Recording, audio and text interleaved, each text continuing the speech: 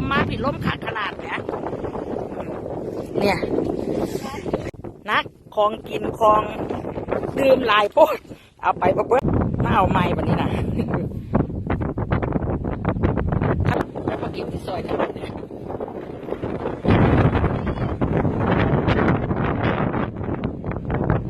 คนกับบ่ค่อยหลายลม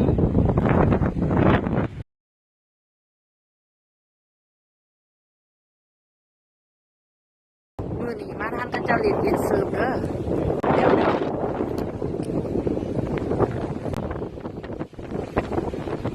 เริ่มแล้วเริ่มสตาร์ทแล้ว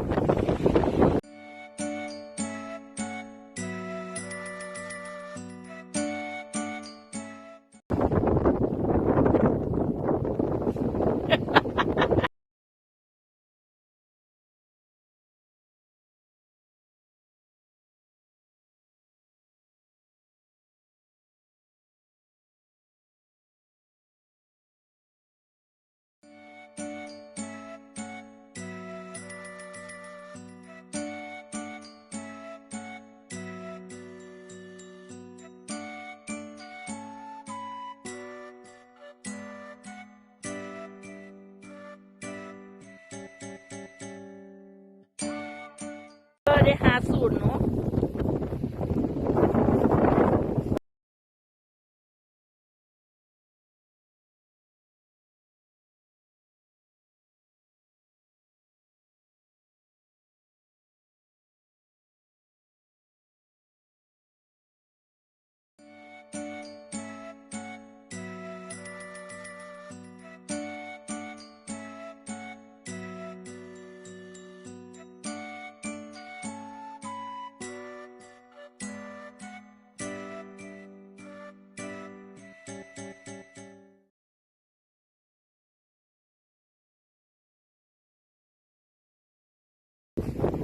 เดี๋ยว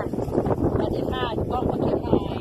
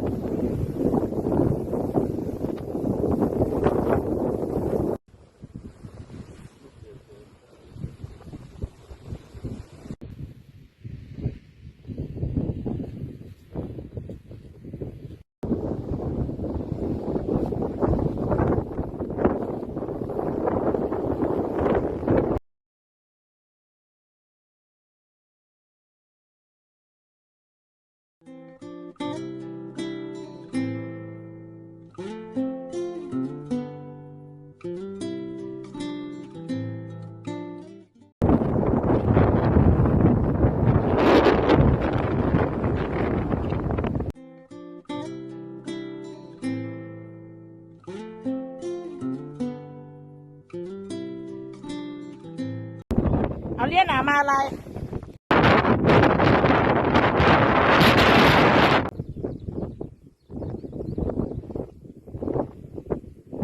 สวัสดีจ้า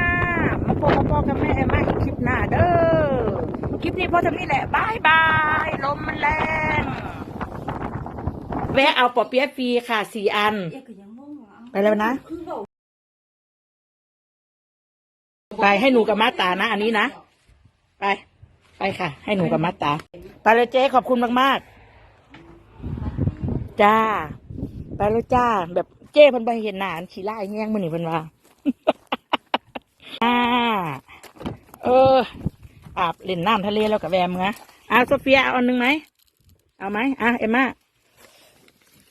อร่อยไหมจะอร่อยไหมอร่อยไหมอร่อยเดี๋ยวกดนายดูกิสมาเกเอ็นนะโซโรโอ้ย